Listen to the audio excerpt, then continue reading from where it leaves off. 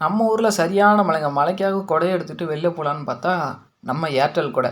இந்த கொடை பார்த்தீங்கன்னா நான் ஜியோவிலேருந்து ஏர்டெலுக்கு மாறினேன்னு சொல்லிட்டு அவங்க ஃப்ரீயாக அவசியில் கொடுத்தாங்க. கொஞ்ச நாள் கழித்து திருப்பி நான் ஏர்டெல்லேருந்தே ஜியோவுக்கு மாறிட்டேங்கிறது அது வேறு விஷயம். சரியான மழைங்க, பாருங்கள் எவ்வளோ தண்ணி ஓடுது. ரோட்லலாம் பார்த்தீங்கன்னா அவ்வளோ தண்ணி ஓடுனுச்சுங்க. அதிசயமாக இவ்வளோ மழை பெய்யுதுங்க இந்த சம்மரில்.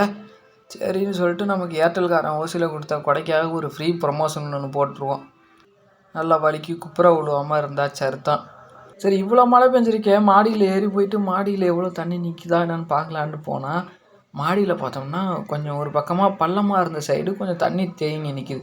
அந்த தண்ணியில் இந்த மழையிலேயே நம்ம வீட்டில் வளர்க்குற புறா மழையிலேயே நனைஞ்சிக்கிட்டு அது கூண்டில் கூட போய் அடையாமல் சுற்றின்னு இருந்துச்சு. அப்படியே நம்ம வீட்டு பக்கத்தில் இருக்கிற கொள்ளையெல்லாம் பார்த்தோம்னா ஃபுல்லாக தண்ணி. இந்த வெள்ளைக்காடாக காய்ச்சி அளிக்குதுன்னு சொல்லுவாங்கல்ல, அது இதுதான் போல். ஃபுல்லாக தண்ணி, செம்மண் அப்படிங்கிறதுனால தண்ணி ஃபுல்லாக சிவப்பு கலரில் தெரியுது.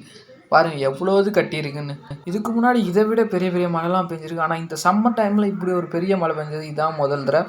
இதுக்கு மேலே நம்ம மாடியில் இருக்க கூட, ஏன்னா நம்ம தலைச்சம்பில் நம்ம தலையில் மின்னல் விழுந்துரும் அப்படின்னு சொல்லிட்டு கடகடன்னு இறங்கி வீட்டுக்கு போயிட்டாங்க.